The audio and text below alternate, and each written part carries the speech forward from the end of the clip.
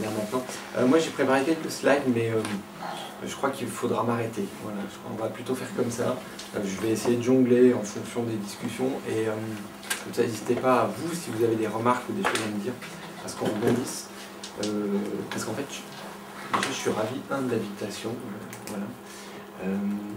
Parce qu'il y a 12 ans, quelques mois, j'étais ici, enfin, dans la salle d'à côté d'ailleurs, à un séminaire. Voilà, c'était même en juin 2004. Et c'était juste avant que je débute ma thèse. Et on s'était posé la question de l'utilisation de la 3D pour le patrimoine. Enfin voilà, c'était un truc, on disait oh là là, qu'est-ce qu'on va faire? Là, on est quand même en train de parler de l'automatisation et de la sémantisation des données en histoire. Je trouve qu'en plus de 10 ans, on a fait un paquet énorme. Voilà. Moi, je garde ma casquette d'ingénierie, voilà, et pas celle de l'historien, et me mettre en back-office. Alors moi, mon background d'origine, c'est l'univers de l'objet virtuel et non du document ou du livre. Voilà, c'est là où est toute la peut-être différence. J'espère que ce que je vais raconter ne va pas être trop hors de propos. Voilà.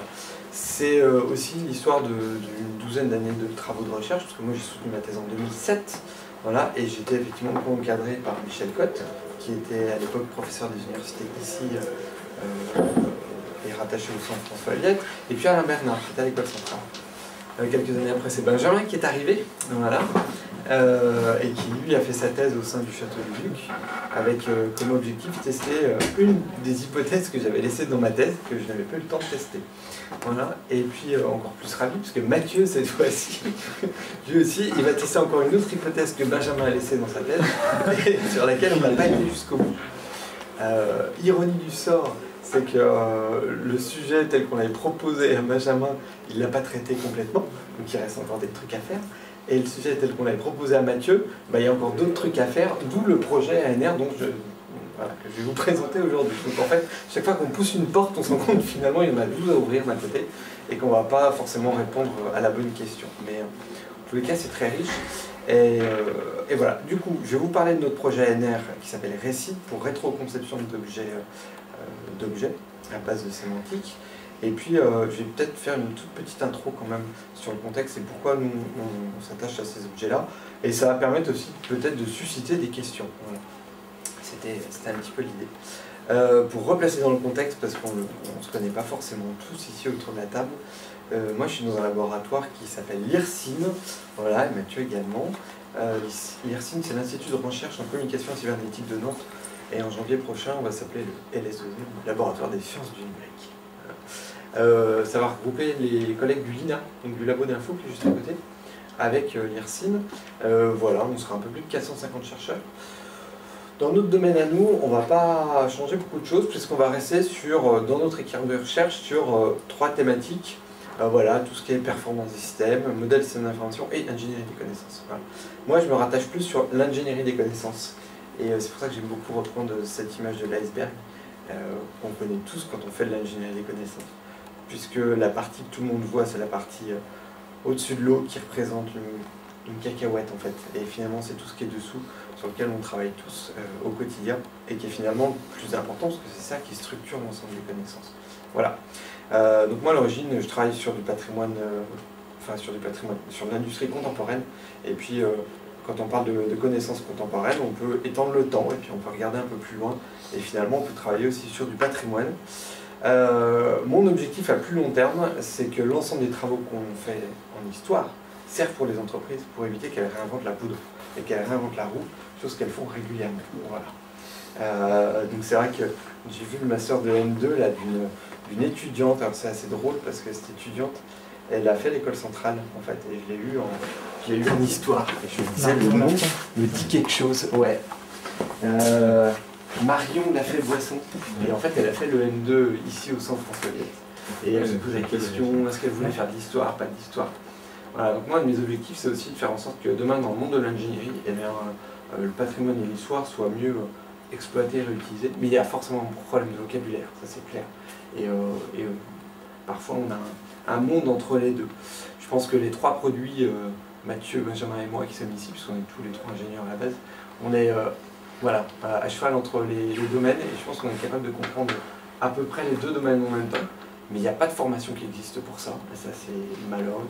Il n'y a pas non plus de porte ouverte dans les entreprises qui dit il y a le bureau des archives, voilà, et quand un concepteur a un problème, il dit oh, je vais aller voir le bureau des archives pour essayer de trouver une solution à mon problème. Et malheureusement c'est bien dommage, parce que si ça se trouve, il y a 20 ans, 30 ans, ils avaient déjà trouvé la solution, et ils vont reperdre du temps à la développer. Voilà. Donc nous ce qu'on fait, c'est effectivement on se concentre sur deux aspects.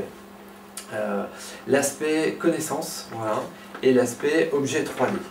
Pour ceux qui connaissent ces éléments-là, je vais juste les présenter un peu différemment. On a effectivement d'ordinaire, dans l'industrie contemporaine, on travaille sur des objets virtuels, on travaille sur un objet qui est absolument parfait, voilà, et qui finalement, si on le regarde du point de vue de l'historien ou de l'expert en patrimoine, va présenter des traces d'usure, des traces d'usage. Et ce qu'on se rend compte, c'est que dans nos mondes de l'industrie, eh bien, toutes ces traces d'usage-là, on ne les a pas stockées. Elles n'existent pas parce que le numérique est trop parfait et va les gommer. Et ça, c'est quelque chose qui est extrêmement dommage. Si on prend le cas des restaurateurs d'objets dans les musées, finalement, les restaurateurs, ils sont ravis d'avoir les imperfections sur les objets parce que justement, c'est ce qui va leur apporter tout l'usage de l'objet et comment il a été utilisé et du coup, comment ils vont le restaurer. Voilà. Il y a aussi d'autres problématiques sur comment on va pouvoir le présenter au public qui sont particulièrement intéressantes. Ça, c'est le monde de la physique, on va dire, de l'objet physique. Et puis, il y a un autre monde qui est celui des données historiques, qui est celui des sources archivistiques, qui est celui des bases de connaissances.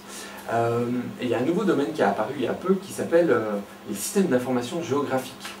Alors, on connaît tous Google Maps. Alors, quand je dis qu'il est apparu, c'est que ça s'est démocratisé. Parce que même si ça existe depuis longtemps, maintenant tout le monde peut sur son smartphone cliquer et puis avoir de l'information sur un truc. On arrive à lier de l'information XY avec de la donnée source. Mais on peut parfois cliquer sur une zone, puis s'il n'y a pas d'info, il n'y a pas d'info. On a quand même la représentation physique. Et ça c'est bien dommage parce que ça se trouve, on a des choses à dire. Voilà. Donc on se rend compte qu'on a deux mondes qui s'opposent un petit peu. On a celui de la modélisation, on peut appeler sémantique, effectivement, et on a celui de la modélisation physique, virtuelle, qui se veut ne pas forcément être parfait. Si je prends cet objet-là, qui est une cam d'un objet qu'on a modélisé au musée de l'imprimerie à Nantes, vous voyez, le modèle 3D qu'on en a fait, il n'est pas parfait, il a des trous, parce que c'est issu directement d'une numérisation, mais c'est normal, parce que ça ne nous intéressait pas du tout d'avoir un objet idéal et parfait. Nous, ce qu'on voulait, c'était retrouver la cinématique, retrouver le mode de fonctionnement de l'objet. Donc, il n'y avait pas besoin que l'objet soit absolument parfait. Voilà. Ça veut donc dire qu'il faut faire attention à la façon dont on utilise tous ces outils du numérique aussi. Voilà, il ne faut pas faire tout et n'importe quoi. Je sais que le mot ontologie, par exemple, c'est un terme qui me rebute au sens où... alors, l'ontologie avec un grand O au sens philosophique du terme, il n'y a aucun problème. Mais l'ontologie avec un petit O, comme le dit Bruno Bachimon, voilà, l'ontologie informatique qui sert à relier les concepts les uns avec les autres, finalement, je me dis que parfois, elle nous met dans un carcan et on ne va pas pouvoir sortir du spectre de notre champ disciplinaire, on va pouvoir aller voir d'autres sources. Voilà. Et c'est ça que, parfois, qui m'inquiète un petit peu. Donc je pense qu'on a d'autres choses à trouver. Il faut qu'on trouve d'autres manières de voir les choses. Et justement, si on arrive à lier la 3D et en même temps les bases de connaissances, je pense qu'on va faire des choses qui sont plutôt riches. Voilà. Donc nous, on œuvre là-dedans, sur l'idée d'associer les deux en même temps pour faire quelque chose de plutôt concret et réaliste. Alors vous connaissez tous le projet Nantes 1900, dont Benjamin a été un des acteurs incontournables. J'aime souvent dire que dans ce projet-là, il y avait vraiment un cœur. Ce cœur, c'était la patate jaune qui est là en haut, avec deux visualisations possibles, si on se met du point de vue de l'utilisateur. C'est qu'il y a un aspect qui est spatial, pourquoi pas temporel, et puis il y avait un aspect sémantique. Et ce qu'on a essayé de faire, et qu'on continue d'essayer de faire, c'est de relier les deux en fait. Voilà. Pour avoir un accès aussi bien par l'objet physique, mais aussi un accès aussi bien par le sens qu'on souhaite y donner. Et ça, c'est quelque chose qui est plutôt difficile à faire, parce que souvent, on se rend compte que le sens qu'on peut y porter va couvrir un territoire complet, énorme, et puis, à contrario, un tout petit élément physique peut avoir un impact sur le sens qui est énorme. Je sais pas moi, si on prend prends souvent l'exemple de la lutte ouvrière au XXe siècle à Nantes, c'était quoi? Ben, ça couvre tout le territoire nantais. Donc toutes les entreprises sont concernées, tous les habitants étaient concernés, toutes les structures territoriales étaient concernées. Donc ça touchait beaucoup de choses. Voilà.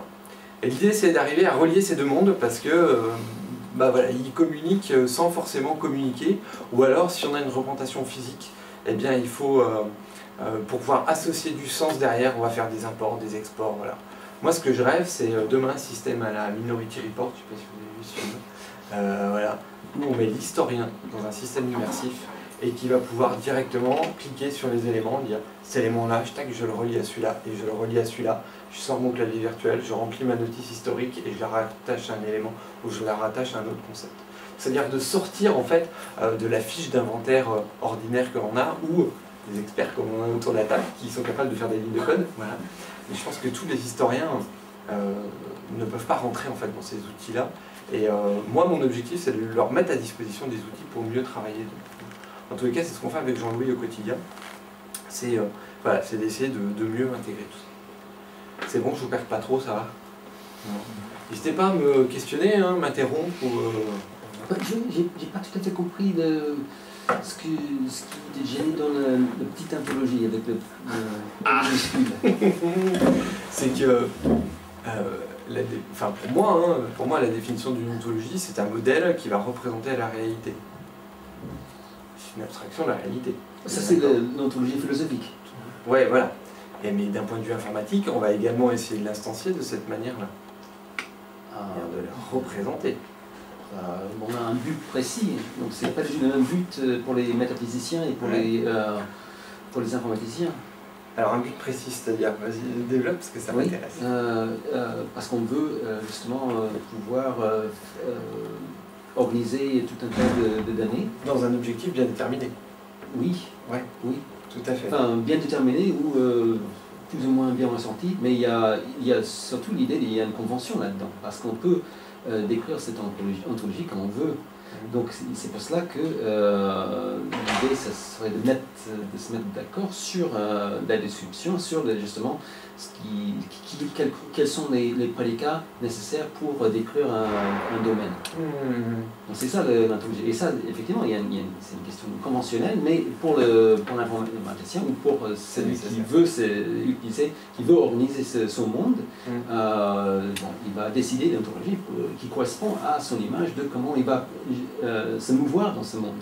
Et donc, quelle est la description qui convient pour pouvoir se mouvoir, agir dans ce monde. Mais ça reste un monde virtuel. Oui, virtuel, tout à fait, ouais. Mais qui est adapté par rapport au contexte d'utilisation, qui est adapté par rapport à un objectif, même s'il n'est pas forcément formalisé, on vise un objectif.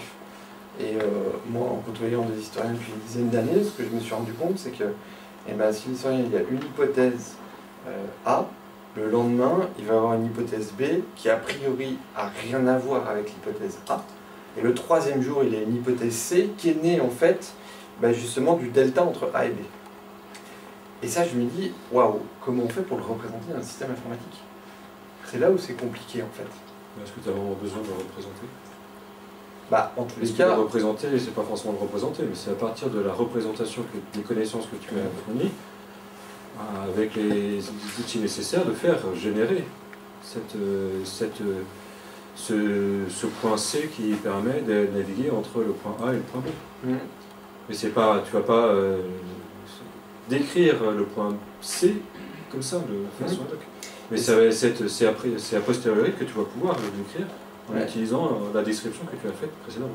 Je suis d'accord. Parce que l'idée c'est tu fais une ontologie pour ta description A, puis après pour le B, finalement tu dis ce que tu fais c'est pas terrible, je vais le modifier, je vais l'adapter, je vais en faire autre chose. Et du coup, ton C sera très difficile à trouver, puisqu'en fait tu n'auras pas les deux modèles identiques. Du coup le système il n'arrivera pas à les décrire. Oui, donc moi ma première objection justement à cette application sémantique en histoire, c'est que c'est clair que c'est ce qui nous intéresse au premier chef, c'est le glissement de sens. Donc parce qu'on a des mots qui changent de sens comme nos connaissances changent, mais là aujourd'hui c'est pas un problème du tout parce qu'il y a une indexation temporelle. Et donc on peut effectivement traiter ce glissement de sens en ajoutant une indexation temporelle. Ouais, je suis tout à fait d'accord. Mais la façon en elle-même dont on fait le modèle est toujours compliquée en fait. Parce qu'on peut... moi je me souviens, hein, quand on fait des cours du ML à l'école, souvent on arrive à leur démontrer que si on veut modéliser le chat mange la souris, à la fin on est capable de faire le contraire et de dire que la souris mange le chat. Quoi. Parce que ça dépend du niveau d'interprétation qu'on peut en faire. Donc c'est là où c'est ambigu et moi en tant qu'utilisateur simple, voilà, pas des outils informatiques avec des lignes de code et tout ça, le sentiment c'est de se dire que on prend un peu le système à l'envers. Est-ce qu'on ne pourrait pas imaginer demain un langage qui soit adapté à l'ensemble des domaines? Parce que là pour l'instant on a le langage de l'informatique, okay. On a les historiens qui se réapproprient en fait l'ensemble de ces langages-là pour pouvoir les adapter, les utiliser et stocker leurs sources et autres.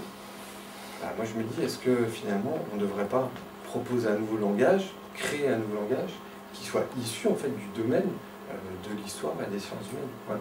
Enfin, ça c'est là où moi je trouve que c'est un peu, des fois ça converge pas forcément très bien. Quand tu dis un nouveau langage... Entre autres, des systèmes informatiques qui sont complètement adaptés. Moi, je vois ce qu'on a fait sur Nantes 1900 au château. On nous a dit qu'il faut que le système il soit pérenne pendant 40 ans. Super. Et le bilan, c'est que si demain on veut faire mieux, et en fait ça marche pas, il faut tout casser, il faut tout refaire. Quoi. Et pourtant, on a essayé. C'est-à-dire que le modèle conceptuel qui est derrière, il fonctionne. Mais par contre, pragmatiquement, l'outil qui a été créé en lui-même, ça leur pose des soucis quoi, de portabilité, d'interopérabilité pour demain. Voilà. Moi, c'est sur l'aspect pragmatique, hein, parce que l'aspect conceptuel, c'est pour ça que je pose la question sur le temps, la modélisation du temps. C'est très intéressant. Et du coup, derrière, comment ça se comporte? Est-ce qu'on pourra faire mieux, on pourra le réadapter, on pourra le faire bouger? Enfin, ça, c'est des vraies questions. C'est juste de la visualisation, je pense. Ouais, mais voilà, c'est ça. Ouais. Mais tu vois, dans l'idée de la TGIR, de pouvoir faire des choses qui soient pérennes pour demain. Ouais, mais c'est pas pour regarder longtemps, c'est... Ouais. Je pense que c'est plutôt pour visualiser les données historiques, donc qui ont une composante temporelle, mais c'est pas pour que ces données soient visibles dans le temps, c'est-à-dire à l'avenir. Ouais. C'est pas de l'archivage, c'est de la visualisation d'archives. Ouais, juste ce que tu veux dire. Tu voulais rajouter quelque chose, Pierre? Non, je vais laisser... Non, mais vas-y, au contraire. Oui, rendre pérenne un système informatique, c'est déjà un sacré challenge, hein. Sachant qu'on change de matériel tous les 4-5 ans, des fois il y en a qui explosent, des fois il y en a qui marchent bien, qu'on garde plus longtemps. Mais c'est vrai que le matériel, et donc la muséographie, est forcément sujette à modification, ça va évoluer. La seule manière de rendre pérenne quelque chose, à mon avis, c'est de faire des mises à jour. Mais c'est un peu... Donc c'est pas un truc qu'on fait, qu'on lâche comme ça, sinon dans 6 mois, l'OS aura changé, ça sera bugué. La seule manière de rendre pérenne les choses, c'est de faire des choses, de les concevoir de manière telle qu'elles puissent évoluer. Oui, c'est ça en fait. C'est peut-être là où je pense que nous on a fait une erreur en fait. Là en fait le constat pragmatique c'était que jusqu'à présent les applications muséographiques elles embarquaient et le contenu et la techno.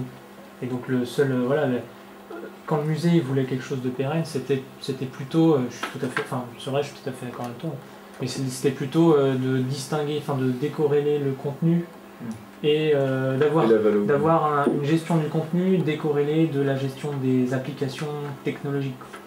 De la valorisation, notamment pour le musée.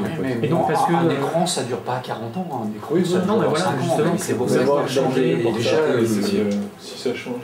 Voilà, en fait, ce qu'ils voulaient, c'était que quand le matériel devenait obsolète, qu'ils n'aient pas à refaire la démarche de création du contenu, que le contenu ait été géré, structuré de manière indépendante des outils utilisés. Oui, c'est un vrai challenge, ça c'est vrai.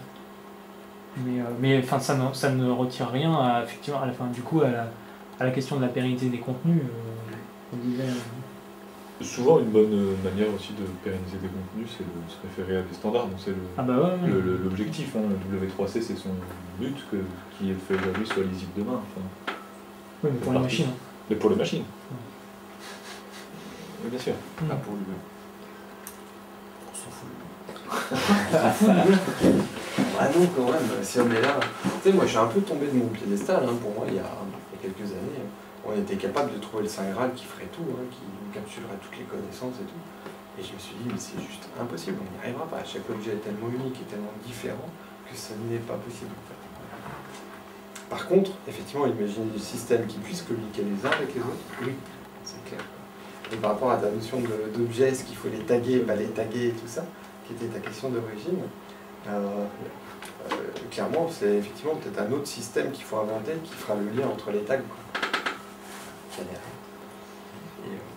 Voilà, du coup, justement, ça me permet d'enchaîner sur notre ANR, l'ANR qu'on a proposé. Alors, l'ANR RECID, c'est quoi? Ça veut dire rétroconception, c'est mon type d'objets patrimoniaux digitaux. J'ai pris des lettres comme ça. Elle s'inscrit dans un des défis de l'ANR qui vise à justement construire notre société du numérique de demain, avec un double enjeu, puisqu'on l'inscrit autant dans le défi des sciences humaines et sociales que dans celle des sciences de l'ingénierie. Donc on a vraiment deux domaines. On a eu 8 partenaires, je vais vous en parler tout de suite après. Et puis le budget c'est 1 million d'euros et on a eu 656 000 de subventionnés, voilà, essentiellement en ressources humaines. Voilà. Les objectifs, quels sont-ils et nos partenaires également dans l'affaire? Alors l'objectif c'est de mettre en place une nouvelle méthodologie, un outil et un format interopérable alliant la sémantique et la physique des objets. Je vais vous expliquer un petit peu après comment on voit tout ça. Comme cas d'étude, on a d'abord proposé de le faire sur le patrimoine, et puis à terme, l'idée c'est de le faire effectivement sur l'entreprise si ça fait. Les retombées, bon évidemment elles sont nombreuses, il y a aussi effectivement pas mal de retombées économiques pour les entreprises, déontologiques également, on va en reparler. La TGR de Manu, via le consortium 3D, nous soutient à 200% dans la démarche parce que les travaux pourraient effectivement resservir à d'autres personnes. Les partenaires, on a donc 4 laboratoires. Il y a effectivement le centre François Viette qui nous accueille aujourd'hui, l'IRSIN à Centrale-Nantes, et puis 2 labos, un à l'UTC à Compiègne et un à l'UTT à Troyes, voilà, le Smith et le Robert Pal. On a 2 entreprises, une entreprise de sciences dures, Deltacan, qui développe des logiciels pour la rétroconception d'objets, et puis MCC Héritage, donc, qui est l'entreprise dirigée par Michel Cotte, qui fait du conseil en conservation et en valorisation du patrimoine. Essentiellement pour les biens qui visent d'être classés à l'UNESCO. Et puis deux structures institutionnelles applicatives, le Musée des Arts et Métiers et le ministère de la Culture. Alors pourquoi le ministère de la Culture? Eh bien parce qu'il y a un patrimoine assez extraordinaire qui s'appelle le patrimoine astronomique en France, et qui est un patrimoine classé mais compliqué, voilà. Compliqué parce qu'il est vraiment épars dans toute la France, et d'ailleurs pas qu'en France, parce qu'on peut aller voir ailleurs et se rendre compte que les technologies sont à peu près les mêmes, mais pas tout à fait. Il y a des difficultés temporelles, c'est-à-dire que un laboratoire dans un coin a pu être développé à une date, et puis un autre laboratoire sera légèrement différent, mais pas tout à fait différent, et à l'intérieur il y a plein d'appareils qui sont corrélés les uns avec les autres. Donc on s'est dit que c'est un patrimoine qui est compliqué à comprendre, parce que le public ne peut pas le voir non plus. Est-ce qu'avec nos outils, on ne va pas pouvoir justement mieux le comprendre du point de vue des experts et du point de vue du grand public? Et enfin, le musée des arts et métiers, parce que voilà, quand on parle d'objets techniques anciens, ce sont les premiers à avoir une collection extraordinaire d'objets, et ils ont plein d'objets sur lesquels ils voudraient qu'on travaille. L'idée d'origine est de travailler sur des objets 3D. En fait, c'est l'entreprise Deltacad qui est venue me voir en me disant Florent, parce que ça faisait quelques années qu'on travaillait ensemble, me dit on aimerait bien ouvrir le champ d'investigation de nos outils au patrimoine et à la culture. Okay. Connaissant un petit peu ce qu'ils font chez Deltacad, à savoir des outils de rétro-ingénierie, on prend des objets physiques, on les numérise en 3D et on les reconçoit virtuellement, parfaitement, et on les stocke et on les donne à nos ingénieurs dans les entreprises. Et moi je leur ai dit mais vous savez, ça ne marchera pas. Parce que justement, ce que je disais tout à l'heure, un objet ancien est unique et on peut pas tendre une peau parfaite dessus et la rendre idéale. C'est pas possible. Je dis en revanche, moi je peux te proposer un autre mode de fonctionnement qui peut enrichir vos outils et la façon dont vous travaillez et qui peut sûrement séduire effectivement les gens qui travaillent dans le patrimoine. L'exemple tout bête, c'est le conservateur de musée qui demande une numérisation 3D d'un objet et puis derrière qui va vouloir utiliser sa numérisation pour comprendre, mesurer. Voilà, hier j'étais à Bas-sur-Mer justement et le conservateur vient me voir et me dit « Ah, j'aimerais bien qu'on numérise cet épigraphe en fait, parce que je voudrais l'envoyer à un collègue qui est à l'autre bout de la planète et je lui ai fait des tonnes de photos et il n'arrive pas à lire l'objet. » Voilà, et moi je trouve ça très intéressant parce qu'il me dit « Est-ce que finalement avec un modèle 3D, l'épigraphe il est gros comme ça, hein, il fait 3 cm², mais est-ce que s'il avait l'objet 3D, il ne pourrait pas le bouger, travailler sur la lumière structurée et du coup arriver à le lire quoi. » Et je dis bah si, carrément, au contraire, c'est une excellente idée. Donc les objets 3D rentrent progressivement dans les us et coutumes des professionnels du patrimoine. Et là je parle d'un tout petit objet. Si demain on parle d'un truc qui est absolument énorme, ils n'arriveront pas à ouvrir le fichier, ils ne pourront pas le lire, ce sera très compliqué. Donc ce qu'on a proposé, c'est justement un mode de fonctionnement un petit peu différent. Alors je cherche, parce que j'ai plein de slides, mais du coup, je vais passer directement à celle-là. Est-ce qu'elle est assez claire? Oui, elle est assez claire. On a en gros deux domaines. On a le domaine en rouge qui est l'aspect sémantique, connaissance, et puis sur la droite, le monde de l'analyse géométrique de l'objet 3D. Et en fait, ce qu'on se rend compte, c'est qu'on a effectivement des bases de données, des inventaires d'un certain côté, et puis de l'autre côté, on a des modèles 3D. Alors, modèles 3D qui soient issus de nuages de points, donc nuage de points c'est juste un ciel étoilé, hein, on se balade dans l'espace, on a les points. Ou alors un objet qui a commencé à être conçu avec une peau, donc on comprend un petit peu la forme. Et finalement, on se rend compte qu'il n'y a pas forcément de lien entre les deux. Et moi je me dis, bah, tiens, le conservateur qui est sur son ordinateur, qui a son Pentium avec quelques processeurs, et ça tourne pas très vite, Word fonctionne mais ça s'arrête là, est-ce qu'on ne pourrait pas lui proposer un outil qui permettrait quand même de visualiser ces modèles 3D, voilà, et qui puisse lui être utile en complément de son dossier d'œuvre. Dossier d'œuvre où il va stocker tout plein d'informations. Moi je me dis, le dossier d'œuvre, pour en avoir consulté certains des fois, je dis waouh, il n'est même pas numérique, hein, c'est juste des feuilles volantes qui ont été imprimées, des mails qui ont été imprimés, des feuilles photocopiées, on met tout ça dans un classeur et hop, on y stocke et c'est le dossier d'œuvre de l'objet. Donc l'idée c'est d'arriver à se dire ok, on a un objet numérique qu'on va numériser d'un côté, qu'on va digitaliser, et on a le dossier d'œuvre, il faut arriver à essayer de corréler un petit peu les deux, et ce de manière automatique. Voilà. Donc on a notre objet réel, on a le contexte de l'objet qui est fondamental, voilà. N'oublions pas que l'objet a été utilisé par des personnes dans un cas d'utilisation, il a eu une vie, voilà. Donc tout ça il va falloir le capitaliser aussi, c'est assez fondamental. On va en faire deux types d'extraction, une phase à gauche qui sera l'extraction de connaissances, qu'on a appelé analyse fonctionnelle. Alors les termes qu'on a mis là, c'est les termes que tout le monde connaît à l'heure actuelle.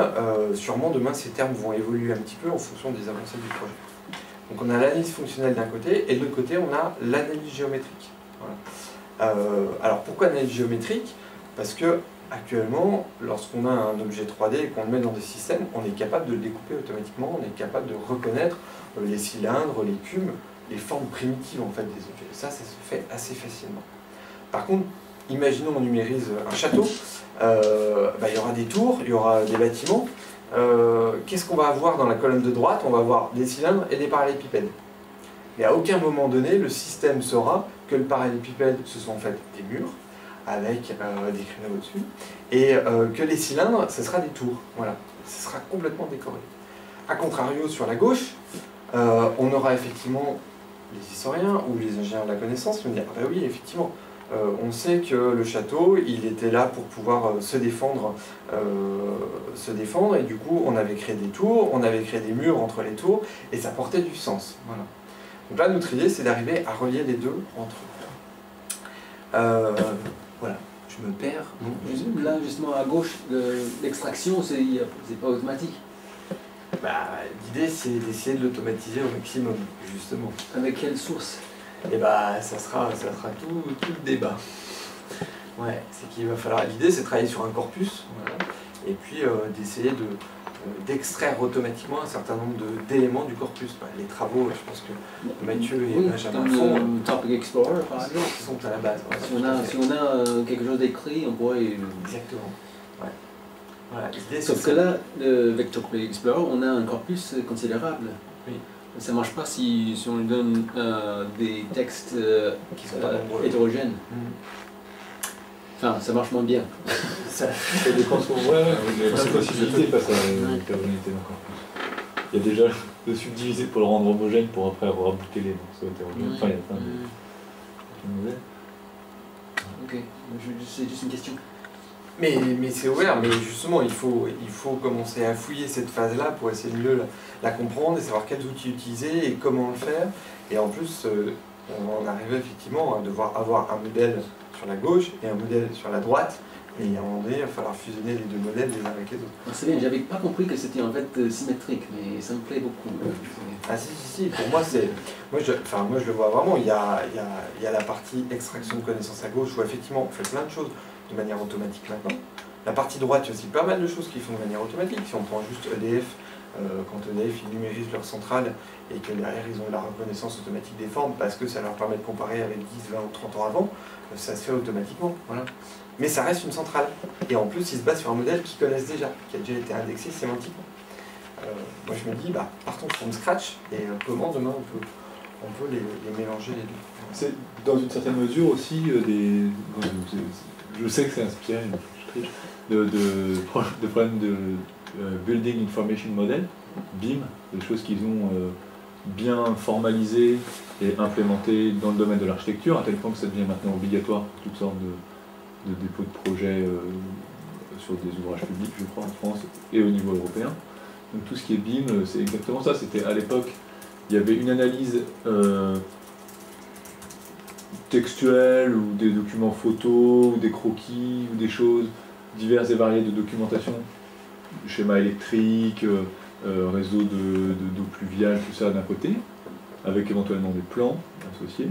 Et de l'autre côté, de la 3D, de plus en plus, à l'époque des plans, mais de plus en plus de la 3D. Et puis très vite, il y a eu les deux éléments.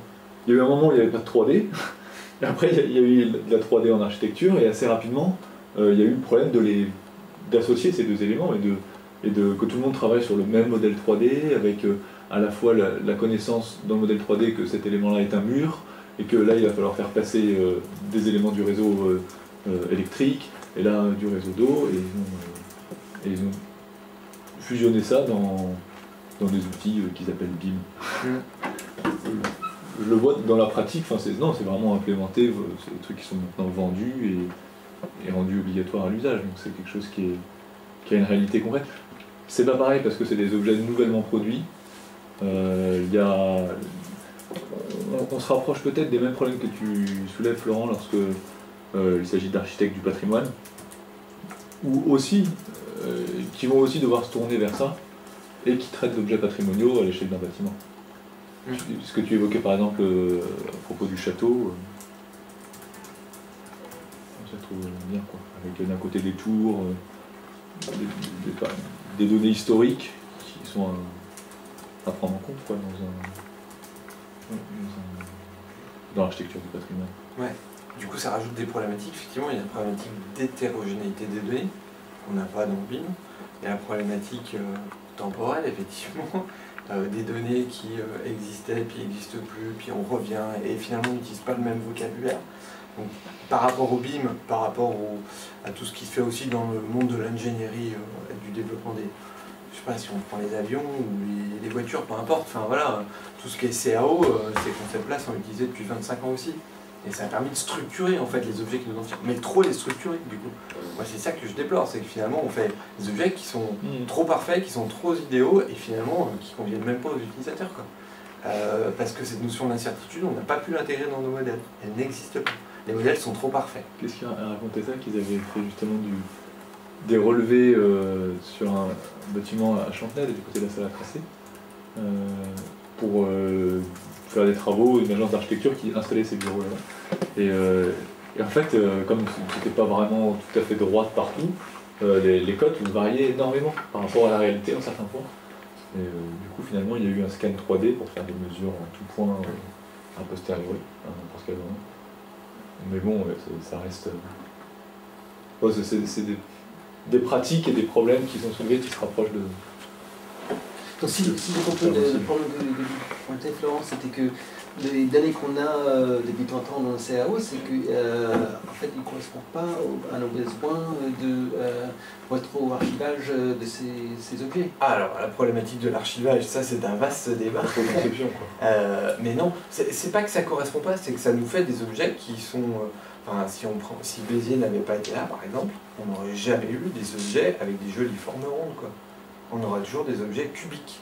Parce que lui, il a réussi à matérialiser, entre guillemets, en virtuel, avec ses cours de Bézier, entre autres, le fait qu'on puisse faire des jolies formes rondes virtuellement, et donc on serait capable de les fabriquer. Je peux peut-être donner l'exemple qui m'est marqué, c'est sur le mécanisme d'horloge dans la cathédrale, qui n'est pas... où en fait il y a une absence de contact entre deux pièces, ou une absence de mouvement, je sais plus. De contact, et qu'on ne peut pas représenter dans les logiciels classiques de CAO, et qui pourtant sont nécessaires au bon fonctionnement du mécanisme d'horloge.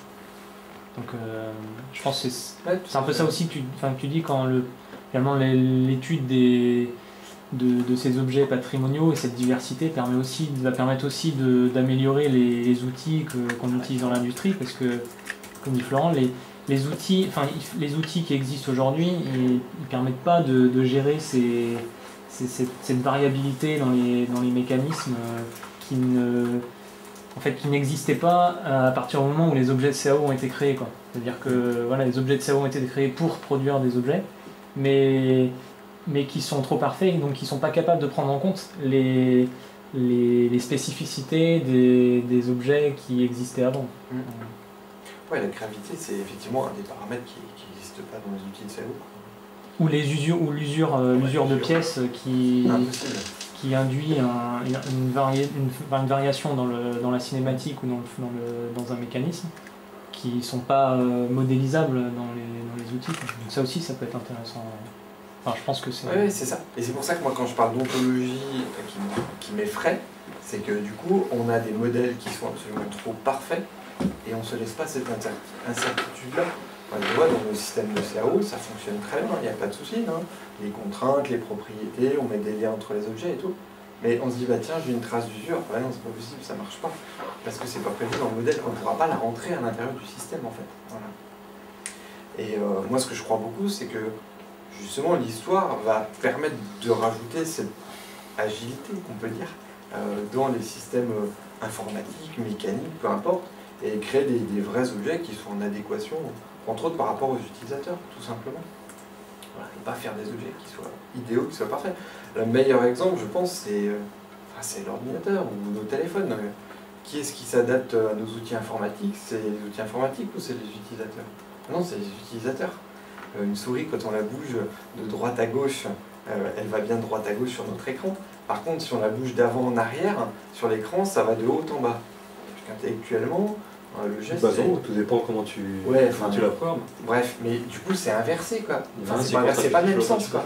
Et tu te dis, mais c'est pas logique. Il y a un moment donné, ça passe pas. C'est pour ça que sur les tablettes, c'est beaucoup plus facile et que les enfants, c'est intuitif pour eux, parce que c'est naturel, en fait. Nous, je pense que nos générations à nous, on a dû évoluer avec les outils et on est formaté par l'informatique, justement, entre autres. Donc à nous de reprendre le dessus et que ce ne soit pas la machine qui nous pilote.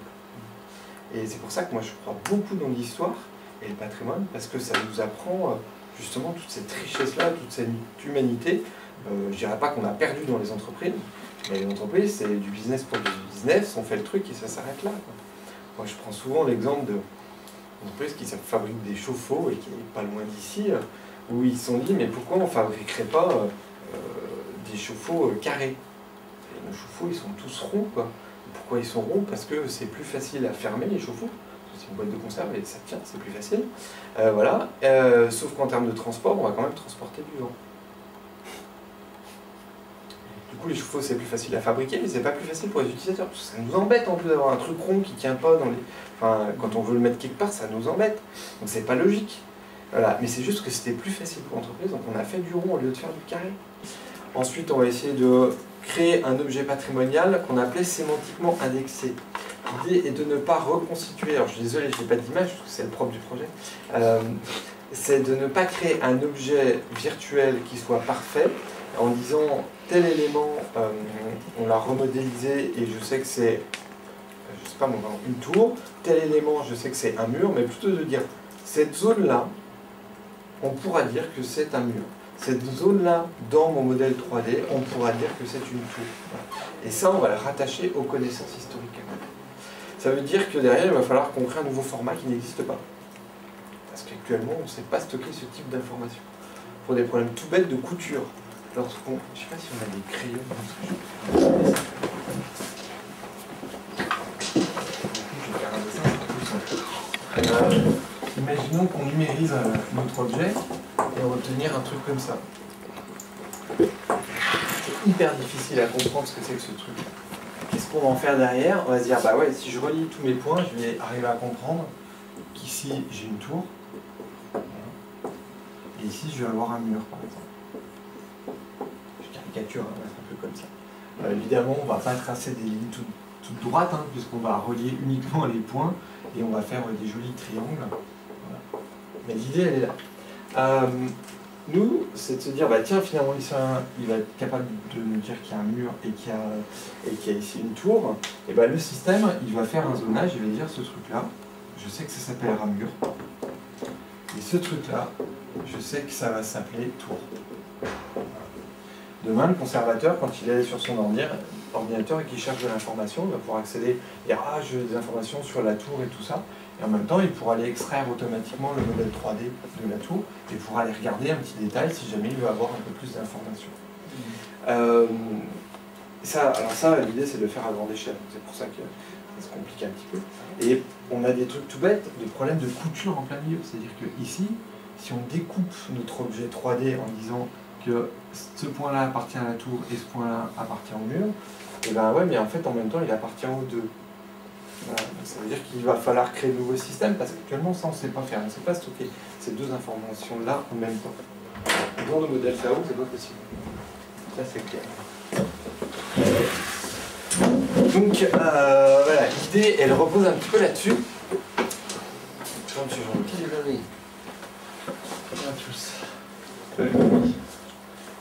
L'idée du projet repose là-dessus, et puis évidemment derrière, essayer de le valoriser. Alors là, je vous ai parlé des experts, mais on pourrait très bien dire que tout ça, ça va être utilisé par des musées, pour du public divers et varié, ou en faire d'autres choses. Voilà. Une des finalités aussi, et c'est là où je pense qu'il y a une vraie plus-value, c'est qu'avec ce mode de fonctionnement, on va pouvoir justifier que notre objet soit patrimonial ou non. Voilà. Ça, c'est un vœu un peu pieux, mais si on regarde les critères de l'UNESCO, par exemple, voilà, on a les critères. Alors, qu'est-ce que ça veut dire authenticité? Qu'est-ce que ça veut dire intégrité? Et du coup, on va écrire 300 pages pour essayer de justifier l'authenticité et 300 pages pour essayer de justifier l'intégrité. C'est très difficile. Et en plus, c'est parfois pas subjectif, en tous les cas, ça dépend de la personne qui va faire l'interprétation. Donc nous, notre proposition, c'est de s'appuyer sur ce modèle hybride entre la sémantique, du sens et le modèle 3D derrière, pour pouvoir dire, bah tiens, sur ces éléments-là, on va dire que, ok, on respecte bien l'intégrité, on respecte bien l'authenticité, par exemple. Voilà. Et ça, c'est quelque chose qui est très fort. Et je pense que si ça marche, eh bien, ça sera une vraie aide dans tous les cas pour ceux qui passent du temps à faire les dossiers pour l'UNESCO dans tous les cas. Bon, en tout cas, c'est intéressant, ça rappelle aussi du marquage, comme de la TEI, mais sur la 3D. Mais sur la 3D, ouais. C'est pour ça la notion de tag dont tu parlais tout à l'heure, en plus, je trouve ça tout à fait juste le mot, en fait. Ouais. Rajouter des tags sur nos éléments. Et à multi-échelle, parce qu'on peut mettre un tag sur un point, on peut mettre un tag sur un triangle, sur un quadrilatère, sur un objet complet ou sur un système complexe. Il faut vraiment raisonner à multi-échelle et je pense que là, c'est plutôt pas ça. Voilà notre projet. Donc on a, alors je reprends notre schéma avec la liste fonctionnelle sur la gauche, la liste géométrique sur la droite. Voilà. L'idée c'est effectivement d'avoir des critères qu'on appelle critères déontologiques qu'on va lister au fur et à mesure et faire évoluer pour que tout ce qu'on fasse d'un point de vue sémantique et tout ce qu'on fasse d'un point de vue géométrique correspondent aux mêmes critères. Voilà. Et comme ça permettra de dire ok, on est bien dans les clous. Et puis on aura plusieurs cas d'études, je vous parlais du patrimoine de l'astronomie, et puis du musée des arts et métiers derrière. Voilà. J'aurais encore plein de choses à vous dire, mais je crois qu'il est déjà 16 heures. Juste pour terminer, les impacts du projet, il y en a plusieurs. Effectivement, sur le côté sciences de l'ingénieur, un vœu pieux, c'est, comme je vous le disais en intro, de faire évoluer le métier d'ingénieur. Voilà. Et l'ingénieur, tout comme Marion Lafay-Boisson, elle s'intéresse à l'histoire. Et je trouve ça riche qu'un ingénieur s'intéresse à l'histoire. Et il y en a plein qui n'ont rien à faire, c'est dommage. Alors que si on regarde un tout petit peu en arrière, ça éviterait de réinventer la poudre. Voilà. Ça veut donc dire qu'il faut peut-être imaginer demain de nouveaux modules pédagogiques qui allient ingénierie et histoire aussi, voilà, et que ça s'enrichisse encore plus que d'habitude. L'industrie du numérique, je suis convaincu qu'on va faire évoluer les modèles informatiques qu'on a actuellement et qu'il y aura peut-être d'autres choses qui vont arriver. C'est prospectif, mais j'espère bien que ça va nous aider à le faire. Voilà. Et puis on a un vœu un peu pieux, c'est la création d'un label patrimoine numérique. Alors est-ce qu'on va y arriver, est-ce qu'on va pas y arriver? Quelle forme ça va prendre? Je pense que ça ne prendra pas du tout la forme telle qu'il est écrit ici, parce que c'est peut-être trop utopiste, mais l'idée c'est de pouvoir dire, est-ce que notre objet qu'on a créé ici, virtuel, numérique, eh bien, il correspond bien à ce qu'on appelle un objet patrimoine numérique en 3D. Parce qu'il y a tellement de gens qui font du patrimoine numérique, même des entreprises qui font plein de jeux vidéo, c'est très bien. Mais si effectivement on veut que les données soient pérennes pour dans 10 ans, 20 ans ou 40 ans, est-ce qu'elles le seront? Voilà, parce que l'entreprise elle va peut-être fermer ou pas. Donc comment ça va se passer? Moi je crois beaucoup qu'il faut qu'on enrichisse les deux mondes. Voilà. Tout ce qui est textuel, on commence à les stocker, effectivement, on les stocke de manière pérenne. La 3D, pas du tout, c'est clair, à aucun moment donné. Donc il faut qu'on se pose ces questions-là. Et il y a d'autres entreprises qui un jour se poseront la question, hein, si on prend Airbus ou n'importe qui, un avion c'est garanti 50 ans. Un train c'est garanti 30 ans. Ça veut dire que dans 50 ans, la maquette numérique de l'A380, il faudra qu'on soit toujours capable de la rouvrir. Et là, peut-être qu'Airbus qui va sûrement changer de nom, hein, dans 50 ans Airbus ne s'appellera peut-être plus Airbus, mais il y aura forcément des historiens qui vont dire oh là là, mais en 2016, il y en a qui avaient travaillé sur les modèles numériques 3D de l'Airbus A380, est-ce qu'on est capable de le rouvrir? Voilà, ça c'est une vraie question. Voilà, on essaye d'avancer un petit peu dans le temps, mais je pense que ça pose plein de problèmes. Voilà. Bon.